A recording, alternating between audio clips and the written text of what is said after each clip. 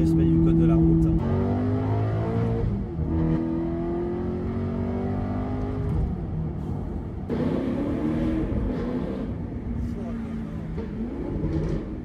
Et salut à tous et bienvenue sur la chaîne YouTube de Demand Results. Donc aujourd'hui on se retrouve pour une présentation assez spéciale d'une Alfa Romeo 8C comme vous le voyez. Pour ce qui est des caractéristiques techniques de la voiture, on retrouve le V8 atmosphérique de la Maserati Gran Turismo, donc V8 4.7 qui développe 460 chevaux et 480 Nm si je dis pas de bêtises. Pour le 0 à 100, on est sur un 0 à 100 en 4 secondes 2 et une vitesse de pointe de 292 km/h. Donc ce qui pour l'époque, que c'est une voiture qui a été produite entre 2007 et 2010, donc qui a déjà son âge, mais pour l'époque vraiment les performances sont pas du tout ridicules. Et alors aussi au niveau de la couleur très très rare sur les 8C, il n'y en a eu que 10 de produites comme ça. Généralement on retrouve du rouge, c'est souvent du rouge, très rarement du jaune. Et je trouve que le jaune vraiment lui va super bien. Ici pour l'avant, ça fait vraiment ressortir les deux arêtes, vraiment on voit le beau triangle. Ça fait vraiment ressortir le triangle Alfa Romeo qui est juste devant. Donc voilà, quand on arrive sur le côté, le 3/4 est vraiment magnifique. Enfin moi je trouve personnellement. Je trouve que c'est une voiture qui a une ligne vraiment, elle est intemporelle. C'est vraiment la classe à l'italienne, je trouve ça magnifique. Donc voilà, ici les jantes assez classiques Alfa Romeo, mais elles sont toujours aussi belles, vraiment, on s'en lasse pas. Donc voilà pour ce qui est de l'arrière. Moi je suis moins fan personnellement. Je trouve que, je sais pas, je trouve qu'il lui manque quelque chose derrière, avec les 4 sorties d'échappement. Et alors ici on a du carbone. Il faut savoir que la voiture est en carbone de partout, donc c'est une carrosserie full carbone. Enfin, je trouve que le profil vraiment est super beau. Bon, la ligne est fluide, c'est très très joli. Donc pour ceux que ça intéresse, on appelle l'Alfa Romeo 8C. Pourquoi? Parce que 8C ça correspond à 8 cylindres. Et compétition liée à, dans les années 50 à la compétition que faisait Alfa Romeo avec la 6C 2500. Quand on rentre au niveau du panneau de porte, c'est assez radical, hein. On voit ici carbone, un peu de cuir, les belles poignées en alu, ici aussi, l'enceinte. J'ai pas testé le son, donc je ne saurais pas vous dire honnêtement. On écoute vraiment que le moteur dans cette voiture, le son est juste dingue. Au niveau des sièges, on a des beaux sièges avec le petit logo Alfa Romeo là. Je trouve ça super beau. Généralement, on le met là, sur la tête, mais placé comme ça, moi j'aime beaucoup. Avec la coque, évidemment en carbone. Le volant a pris quand même une claque, hein. Enfin, même l'intérieur de manière générale, ça a quand même, je dirais pas que ça a mal vieilli, mais on voit que ça a déjà quelques années, quoi. Mais ça fait son charme, honnêtement, il n'y a pas de, pour moi, il n'y a pas de débat. Ici sur les pédales, le petit logo Alfa Romeo. Vraiment, je trouve que c'est une superbe voiture. Avec la console où il est mis 8C Competizione. Avec mon accent italien qui est vraiment dégueulasse, on peut le dire. Ici la console centrale en carbone. La petite plaquette où on voit, il n'y a eu que 500. Donc il y a eu 500 coupés, 500 cabriolets. Et alors pour ce qui est du coffre, bon, honnêtement, il est assez ridicule, hein. Je vais pas vous mentir. Voilà. On a ça. Bon, ici, il y a tout mon bordel, mais vraiment, je rentre ici mon avant-bras et je suis dans le fond.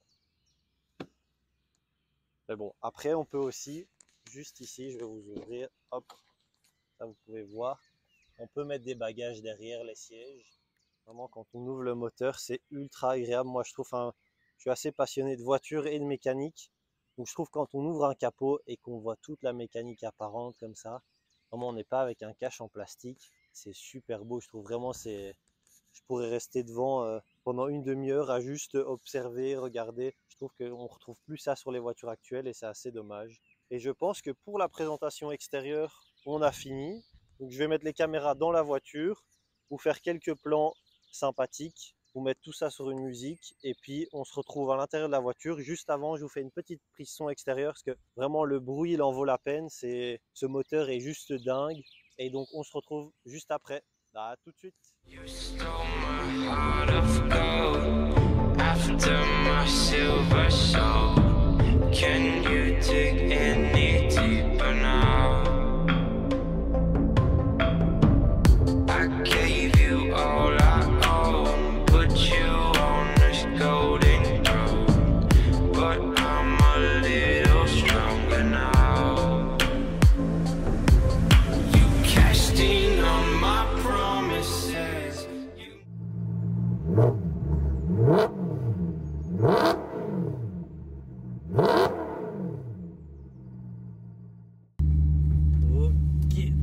on est parti. Déjà entendre le bruit. J'espère que vous allez bien entendre. J'ai essayé un petit micro là sur la caméra. On va voir ce que ça donne. J'espère que vous entendrez bien le bruit moteur, parce que le bruit de cette voiture, il est dingue. On dit souvent que le bruit des Maserati Gran Turismo, c'est un des plus beaux bruits automobiles. Et ben, à la base, moi j'écoutais sur YouTube et tout ça, je me dis ok, ça sonne bien, c'est sympa, mais enfin, ça vaut pas non plus la réputation qu'on lui donne. Et puis là, celle-ci a le même moteur qu'une Maserati Gran Turismo, et c'est vrai que le bruit est juste dingue, quoi. Vraiment, surtout, bah, vous allez entendre quand on monte au-dessus de 3000, les valves s'ouvrent. Enfin, le bruit, c'est juste dingue, quoi. C'est vraiment V8 italien, atmosphérique. Enfin, moi personnellement, c'est tout ce que j'adore. Enfin, les moteurs atmosphériques, je trouve que ça fait un bruit de fou comparé à un moteur turbo compresseur. C'est vraiment ce que je préfère. Bon, après, ça n'engage que moi, c'est mon avis personnel. Et on entend direct, hein, dès qu'on passe 3000, les valves ouvrent. Au niveau des premiers ressentis, déjà un truc bizarre, je sais que vous allez l'entendre à la caméra. Quand on met le clignotant, il y a un espèce de... Au lieu que ça bip, allez, comme dans toutes les voitures où ça fait clic, clic, clic ici, ça bip, on dirait qu'il y a une porte ouverte ou un capot. Je trouve ça assez chiant, honnêtement. Je sais pas, ils auraient pu mettre quelque chose d'autre.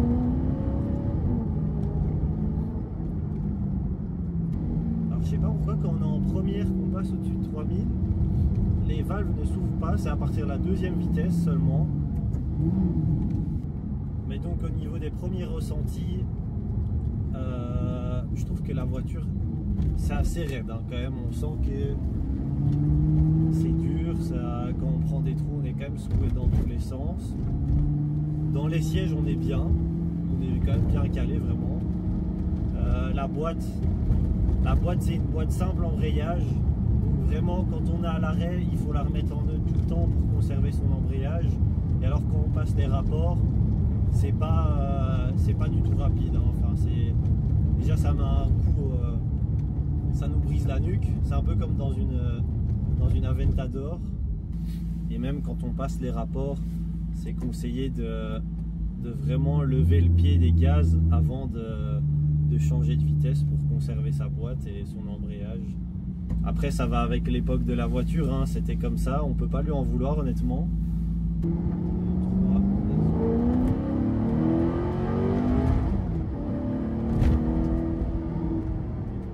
Ça marche quand même bien.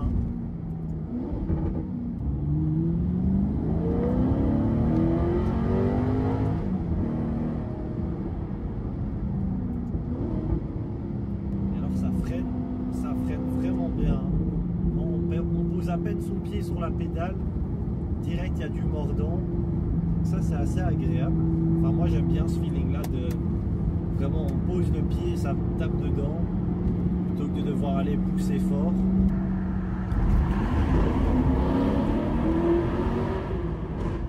Le bruit, c'est un truc de fou. Je vous jure que comparé aux vidéos, vraiment en vrai, le bruit n'a rien à voir, et je comprends pourquoi on dit que c'est un des plus beaux bruits automobiles. Vraiment, ça prend des aigus, et alors c'est ultra agréable quand on met du gaz, parce que allez, quand on est en neutre, on met un peu de gaz et le moteur est très réactif. C'est un peu comme une moto, ça vroom, vroom, ça prend direct des tours. Moi je trouve ça super agréable comme sensation à la pédale. Mais donc, comme je vous disais au début de l'essai, c'est une voiture qui a été produite à 500 exemplaires en coupé, 500 exemplaires en cabriolet. En jaune, il n'y en a eu que très peu, il y en a eu 10 uniquement. Donc nous, on a la chance d'avoir une des 10. Et je trouve que le jaune lui va vraiment super bien, parce que généralement on les voit toujours en rouge. Et là, je trouve que le jaune, ça lui va vraiment à merveille. Après, au niveau de... pour la petite histoire de la voiture, c'est une voiture qui a été présentée en 2003 au salon de Francfort en tant que concept car. Ensuite, en 2006, elle a été présentée au salon de Paris. Et alors en 2007, ils ont commencé à la commercialiser jusqu'en 2010. Et donc sur 3 ans de temps, ils ont écoulé les 1000 exemplaires, donc coupé et cabriolet. Mais non, c'est une voiture qui vraiment, c'est un investissement sur le long terme. Beaucoup de gens appellent cette voiture la Mona Lisa de l'automobile. Et honnêtement, ça peut se comprendre parce que c'est une voiture qui a une gueule, elle dégage quelque chose quand on la voit. C'est des formes, des formes vraiment, on n'est pas habitué à voir ce genre de forme. Vraiment les grosses ailes, les gros feux, et alors le nez de la voiture en pointe comme ça qui rejoint le triangle Alfa Romeo, moi je trouve ça sublime. Même quand on ouvre le capot, c'est un capot en triangle, je trouve ça super beau. Et alors la voiture est toute en carbone, donc vraiment bon, on a du carbone ici, on ouvre le capot, il y a du carbone, les aides c'est carbone. Donc, non, c'est vraiment une voiture qui a un charme, enfin, le développement c'était autre chose que ce qu'il y a maintenant, quoi. C'est une ligne que, je sais pas, moi je trouve qu'on retrouve plus vraiment ça à l'heure actuelle. Peut-être que dans 10 ans, les voitures d'aujourd'hui on dira ouais, c'est fou, on fait plus ça. Mais ici je trouve vraiment ça, allez, même toute cette console en alu, les petits boutons comme ça, je trouve ça fou. Enfin moi j'aime beaucoup cette époque de l'automobile. On met le clignotant, évidemment il y a toujours ce petit bruit. Vraiment ça, allez savoir pourquoi ils ont mis un bruit pareil pour un clignotant. Bon, le tour, c'est pas le tour habituel parce qu'il y a des travaux partout, mais j'ai l'impression qu'à Bruxelles ils le font exprès là, ces derniers temps. Ils ferment tout, c'est le bordel tout le temps. Il y a des embouteillages tout le temps. Dès qu'on arrive proche des heures de pointe, c'est la catastrophe. Et alors ils mettent des panneaux, puis ils mettent les trucs de travaux, mais pendant au moins 2 mois, il n'y a pas un gars qui bosse sur le chantier, il n'y a pas une machine. Enfin vraiment, je sais pas ce qu'ils foutent en Belgique et moi je comprends pas leur manière de fonctionner, allez savoir. Bon, c'est un peu mon coup de gueule, hein, mais vraiment c'est saoulant parce qu'au moindre moment où on sort, il y a toujours des bouchons, on veut prendre une route, il y a des travaux, enfin c'est vraiment pas cool. Bon, ici j'ai la bretelle qui se dégage, donc on va se permettre les petits pops incroyables. Et là, tout bien dedans.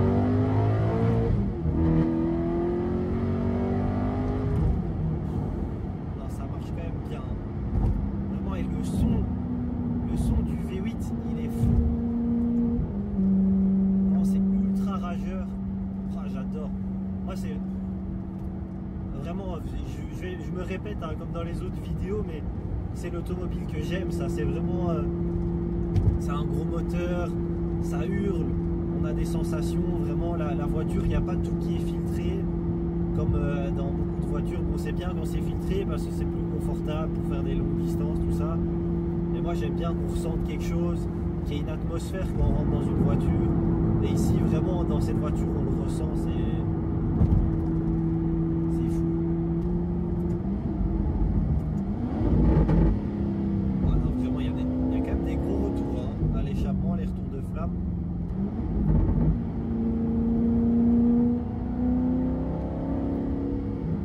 J'espère qu'au micro on entendra bien, mais le son il est...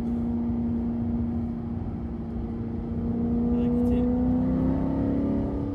Oh là là là là là là là.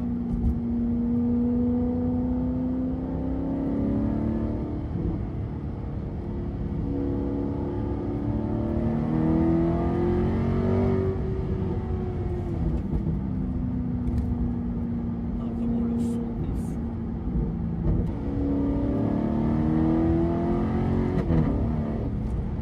Vous voyez la boîte, vraiment c'est... Déjà elle n'est pas très rapide, mais alors quand elle passe, ouah,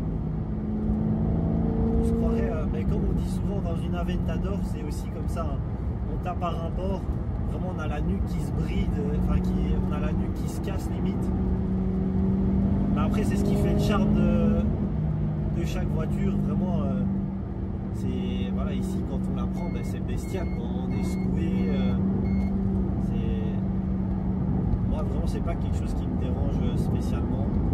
Il y a des gens qui vont préférer vraiment plus l'efficacité. Moi j'aime bien ressentir quelque chose dans une voiture, avoir qu'elle me transmette quelque chose. Ah, vraiment ce que je vous disais, regardez, je vais mettre un tout petit coup. Vous entendez, c'est bon direct, hein, c'est un truc de fou. Non, moi j'adore cette sensation de on met un filet de gaz et wow, ça prend direct les tours. Donc ici évidemment c'est une propulsion, le sol est sec, on a des bons pneus, des Pirelli, j'ai pas regardé la référence mais c'est des Pirelli et tout passe au sol, vraiment j'ai pas senti à un moment, enfin ici j'ai pas désactivé mais j'ai pas senti à un moment que le SP rattrapait quelque chose. Oui, il y a un camion qui est en train de braquer. Je vais passer devant avant qu'il m'arrache la moitié de la voiture. Attention, petite insertion les gars. 1, 2, 3, c'est parti.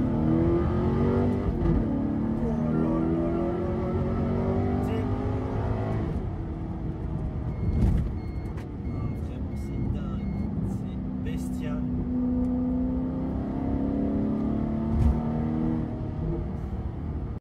Et alors ça prend les tours, hein, vraiment ça n'en finit jamais. Parce que la première sensation aussi que j'ai eue dans cette voiture, en la roulant les premiers kilomètres, c'est que les rapports ont l'air d'être très très longs. Enfin ici on l'a vu de toute façon. Les rapports sont vraiment longs quoi. Je veux dire, on tira à peine la première, vraiment sans forcer dedans, jusque 2-3 000, on est déjà à 40, 50. Et puis dès qu'on tape une 2, en ville, on est directement en excès de vitesse quoi. Ça c'est vraiment, faut faire attention parce que contrairement aux autres voitures, allez on met direct première, deuxième, troisième et on sait à peu près où on est. Ici vraiment, si vous tapez la troisième, vous êtes vite à 80, 90 facilement. Mais vraiment sans tirer dedans en ayant une conduite tout à fait normale. Donc ça c'est un des trucs qui m'a un peu, je vais pas dire surpris, mais j'ai un peu tiqué dessus.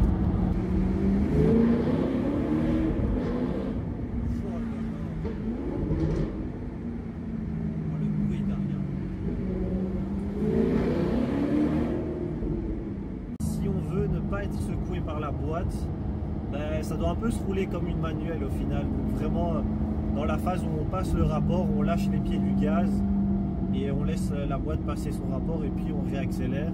Déjà ça conserve votre boîte et en plus ça évite d'être ballotté dans tous les sens. Donc ça c'est pas plus mal. Mais c'est assez particulier, on n'a pas l'habitude hein. De nos jours c'est tout des boîtes double embrayage, donc on passe un rapport en laissant le pied dans le fond, tout en respectant les limitations de vitesse, bien évidemment, toujours dans le respect du code de la route. Hein. Donc c'est un peu un coup à prendre, parce que c'est une voiture qui est plus dans, on va dire au niveau de la technologie, elle est plus dans l'air du temps. Au niveau de son design, je dirais que ça va, extérieurement, moi je trouve qu'elle n'a pas pris une claque. Hein.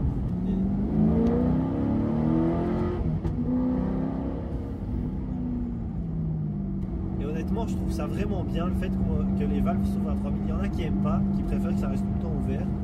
Moi j'aime bien parce que du coup, quand on roule normalement, on n'a pas un bruit qui est tout le temps présent, quoi. Vraiment, même en mode sport, quand on peut se dire je prends l'autoroute en mode sport, mais les valves en dessous de 3000 elles sont fermées. Et comme en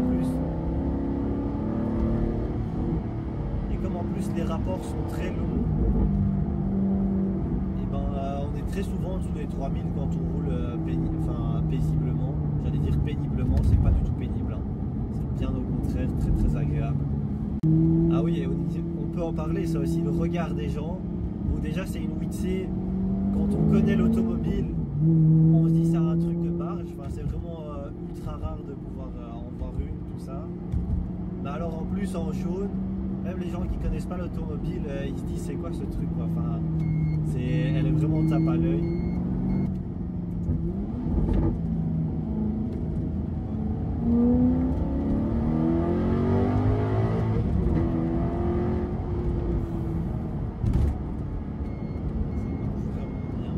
Ah, on n'a pas parlé de l'intérieur.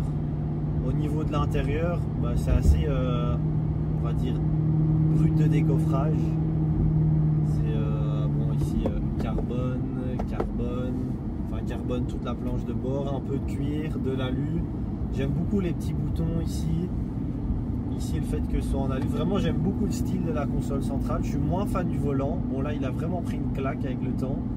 C'est vraiment typique de en 2007-2010 ça allait quoi. maintenant ici de nos jours ça a un peu pris une claque.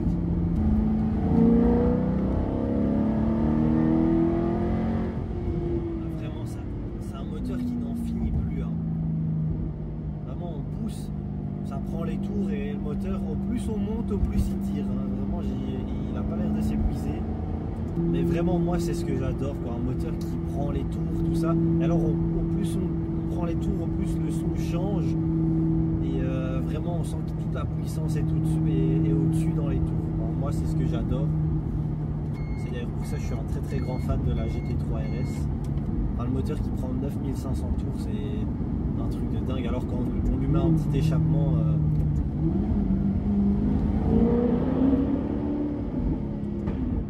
Oh là là là là, il y a eu un petit retour de flamme là, très agréable.